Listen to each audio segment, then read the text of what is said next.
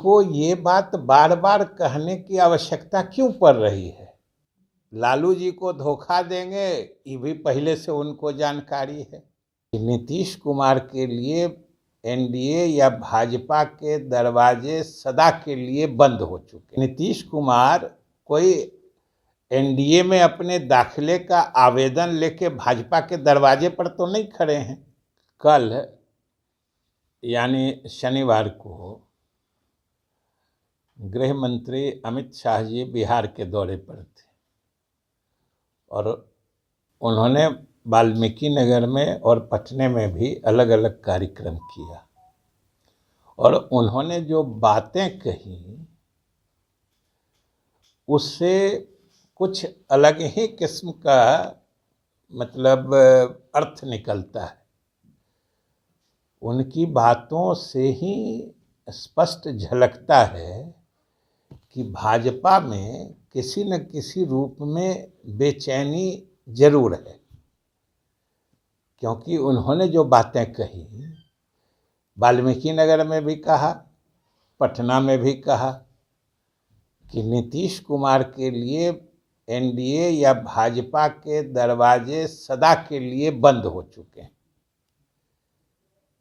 तो हमें ये नहीं समझ में आ रहा था कि उनको ये बात बार बार कहने की आवश्यकता क्यों पड़ रही है। क्या वो इसकी जरूरत तो नहीं महसूस कर रहे हैं?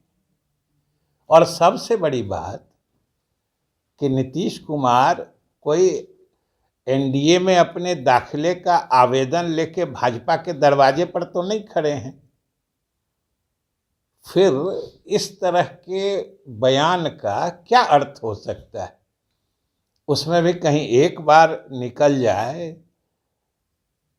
तो माना जा सकता है कि कहीं किसी खास परिप्रेक्ष्य में निकला हो, लेकिन वाल्मीकि नगर में भी और फिर पटना आके उसी बात को दोहराना, जो नीतीश कुमार को अब एनडीए या भाजपा के साथ हम लोग नहीं लेंगे। नीतीश कुमार ने तो कभी नहीं कहा है कि हम जाए, और नीतीश कुमार ने एनडीए या भाजपा से अलग होने का फैसला भी खुद से लिया था और उन्होंने कभी नहीं कहा है कोई वो तो उसमें दाखिला चाहते नहीं है। तो बार बार ये कहना, ये उनके अपने अंदर या जदयू के बिना लगता है कि भाजपा हताशा के भाव में है। क्यों कोई कहेगा कि बार बार नहीं नहीं इनको हम नहीं लेंगे? या दो ही बात हो सकती है, या उनके कार्यकर्ताओं में चर्चा होती होगी कि भाई बिना नीतीश कुमार के हम लोगों का कोई भविष्य नहीं है। अपने कार्यकर्ताओं को शायद लगता है समझाने के लिए कह रहे थे कि भाई अब हम नहीं लेंगे। नहीं, तो हमें तो इसका कोई औचित्य नहीं दिखा। जो कोई उसमें भी भारत सरकार के गृह मंत्री और पार्टी सोपान में भी नंबर 2 माने जाने वाले इस तरह का बयान ऐसे दे नहीं सकते हैं। इसी तरीके से क्या कहा उन्होंने?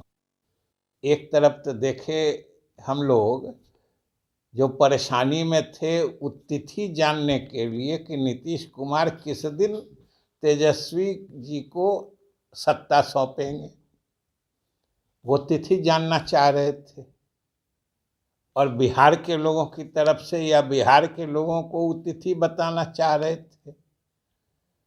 दूसरी तरफ यह भी कह रहे थे कि नीतीश कुमार फिर लालू जी को भी धोखा देंगे। अब आप समझिए, उनके अलग अलग बयानों को मिलाइए कि कब सत्ता सौंपेंगे, इसकी भी हड़बड़ी है उनको, और लालू जी को धोखा देंगे ये भी पहले से उनको जानकारी है। तो इतना उच्च पदासीन व्यक्ति का इस तरीके से उलझन भरी सोच, ये कहीं न कहीं कोई निराशा का भाव ही प्रदर्शित करती है। अन्यथा जब भाजपा जो जदयू या राजद चाहे नीतीश कुमार हो या तेजस्वी हो, दोनों ने अनेक बार कहा है कि हम लोगों के गठबंधन में खास तौर से राजद जदयू की आपसी समझदारी पक्की है, परफेक्ट है, और हम लोगों को कोई हड़बड़ी नहीं है। राजनीति अपने स्वाभाविक गति से चलेगी और महागठबंधन मजबूती से नीतीश कुमार के नेतृत्व में काम कर रहा है, और इसका मकसद और इसका लक्ष्य आने वाले लोकसभा चुनाव में एक ही है, और वो है कि भाजपा को इस देश के सत्ता से अलग कर।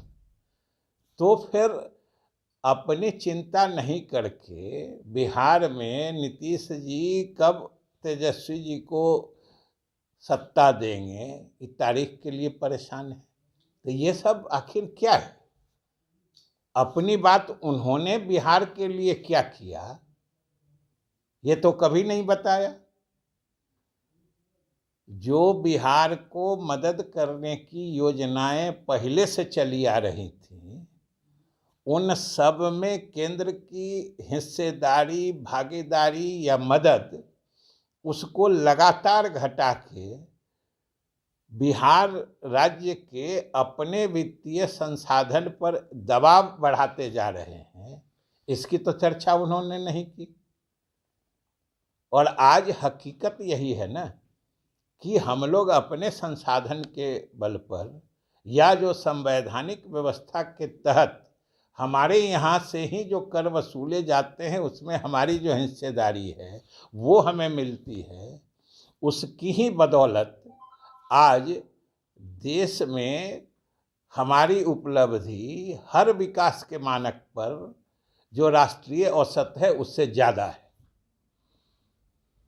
ये तो हमारे सरकार या हमारे शासन की प्रामाणिकता है, जो हम हर मानक पर राष्ट्रीय औसत से लगभग ऊपर हैं।